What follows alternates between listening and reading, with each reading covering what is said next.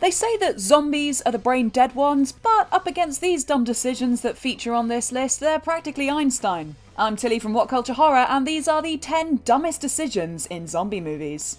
Number 10. Bill Murray's I'm a Zombie prank, Zombieland. Zombieland's protagonist Columbus may have a series of rules to ensure he stays alive during the zombie apocalypse, but Bill Murray's own creative attempt to survive ultimately led to his downfall. When Columbus and co stumble into a seemingly empty mansion, Tallahassee and Wichita soon enough discover Murray to be the resident. Hilariously, Murray has been donning zombie makeup to blend in with the undead, and attempts to play a prank on Columbus by sneaking up on him as he watches Ghostbusters, pretending to be a member of the zombie horde. Columbus is understandably freaked and immediately shoots Murray in the chest, mortally wounding him, and results in his death a short time later. The stupidity is very much the point here, because not playing a prank on a jumpy person holding a gun is so obvious a rule Columbus really didn't need to write it down.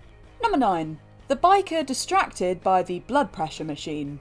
Dawn of the Dead. George A. Romero's original Dawn of the Dead may be arguably the best zombie film of all time, but it also boasts one of the most spectacularly stupid characters in all of undead cinema. During the famous sequence where the bikers breach the mall and start toying with the zombies, already an extremely bad idea, Romero lingers on one of the pack who has become transfixed by a blood pressure machine. The sombrero-wearing twat fails to notice the zombies closing in on him until it's too late, at which point he's promptly ripped apart. The scene is hilarious and underlines the film's generally satirical takedown of the soulless mall experience, full of sensory distractions as it is. Even so, imagine being so obsessed with a blood pressure machine of all things that you're unable to spot a ravenous undead mass zeroing in on you. At least if it were Pong or something, it might have made more sense. 8. Giving an inexperienced scientist a gun. World War Z. Unlike the very deliberate comedy in the previous movies, World War Z boasts a stupid decision that results in an unintentionally hilarious death scene. Dr. Fastback is one of the movie's minor characters, a virologist attempting to find the origins of the zombie virus and put a stop to it.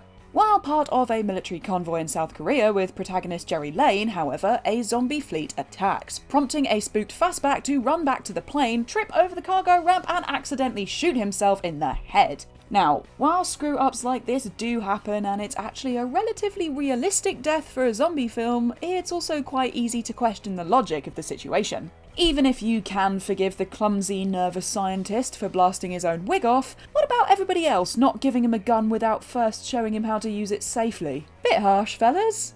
Number 7. Activists release rage-infected monkeys.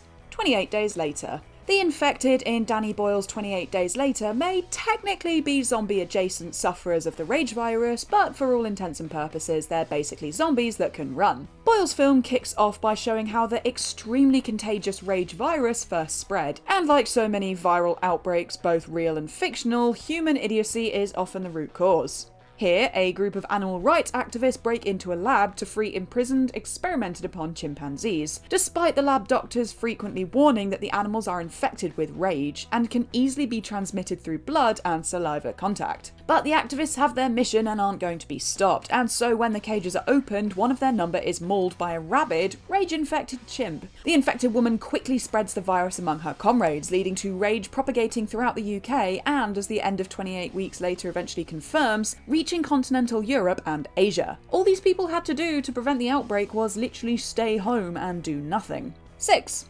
David's total lack of spatial awareness. Shaun of the Dead. Shaun of the Dead is the rarest of zomcoms that sacrifices not an ounce of horror in its pursuit of laughs, as is perfectly conveyed by the terrifying sequence in which Captain Supreme Wanker David is pulled out of the Winchester by the things, don't call them zombies, and graphically ripped apart. But David's demise could easily have been avoided if he just demonstrated some mild spatial awareness by not standing mere inches away from a clearly vulnerable window with a fleet of hungry zombies crowded around it, David, come on! Of course, David's real stupid decision was trying to shoot Shaun dead moments earlier, which caused him to back up and stand shamefully near the window in the first place. Sure, there are more unforgivable sins than losing your temper and forgetting your place in the middle of a zombie apocalypse, but come on, you can literally see the shadows of the zombies on the damn curtains. Still, I was pretty happy to see him go, to be honest. Dickhead. 5. PAOLA gets her eye gouged out. Zombie 2, aka Zombie Flesh Eaters.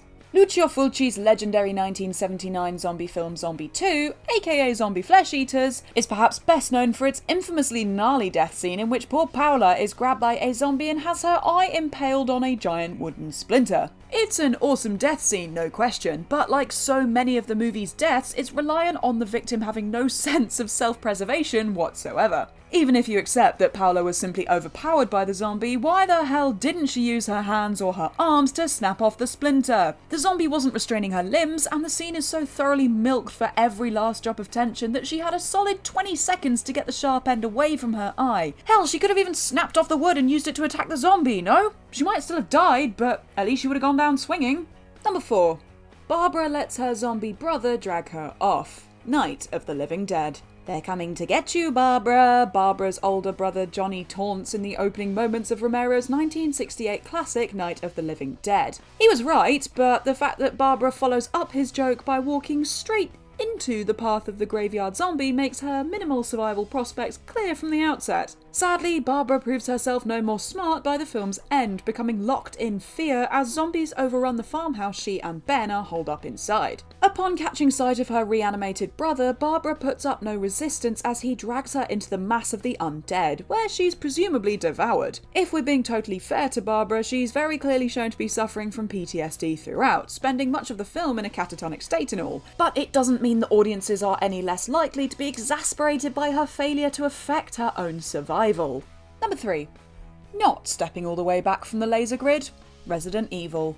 Ironically, this entry has absolutely nothing to do with zombies whatsoever, though it is unquestionably the greatest scene in the entirety of Paul W.S. Anderson's Resident Evil movie franchise. When Alice and a commando unit head to the chamber of Umbrella's AI, the Red Queen, a laser defense system is activated in the hallway, trapping the commandos inside. A series of lasers are fired at the squad, picking them off one by one until only James Shade remains. Though Shade avoids one additional laser wave, the Red Queen finally stops playing around and fires an impossible-to-escape boxed grid of lasers at him, which tech expert Kaplan deactivates literally moments after the lasers pass through Shade's body. And so, as Shade collapses in a pile of meaty cubes, we're left to wonder why exactly he didn't make use of the several feet of space behind him and brace right up against the door. Had he just stepped back a few feet, he would have survived, but presumably because he thought Kaplan was going to save him just in time, he just stood there?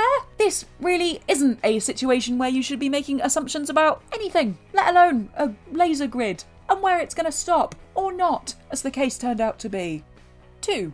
Don kisses his infected wife. 28 weeks later. 28 Weeks Later is an uncommonly visceral zombie sequel, opening with an unforgettable sequence where Don decides to save himself from the incoming infected fleet while abandoning his wife Alice, who we assume is then slaughtered by them. But Don's decision-making proves a lot less pragmatic later on when he learns that Alice is in fact alive, not only sneaking into her quarantine hospital room but also passionately kissing her on the lips. The rub then is that Alice is an asymptomatic carrier of the rage virus, and so by swapping saliva with a bit of tongue tango with Don, inadvertently infects him with it. To make matters worse, he turns right in front of her eyes, and because she's strapped to a gurney, she's helpless to fight back when he bites her throat, gouges her eyes out, and beats her to death. You can lay some of the blame on the weirdly lax security for leaving such a potentially dangerous carrier of the rage virus unguarded, but this is mostly on Don. Blinded by love for his wife and guilt for abandoning her, he didn't stop to think that maybe, just maybe, this wasn't the smartest of ideas. Number 1. Nicole tries to rescue the dog. Dawn of the Dead.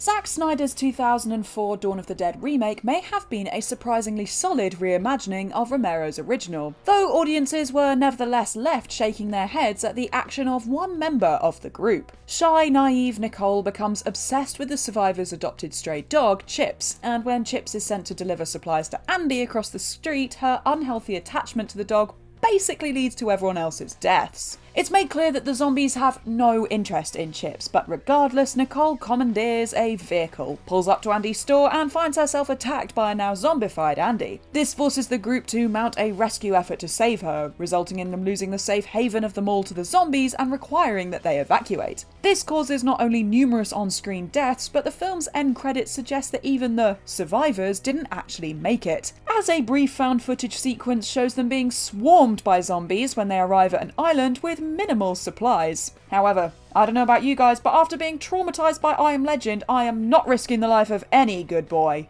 And that's our list. What other decisions in zombie movies made you facepalm so hard you ended up in the middle of next week? Let us know down in the comment section below. If you enjoyed the video, don't forget to like and subscribe and swing on by our channel again if you want to catch more creepy content. I've been Tilly and this has been What Culture. Thank you for watching and make sure to look after yourselves. Until next time.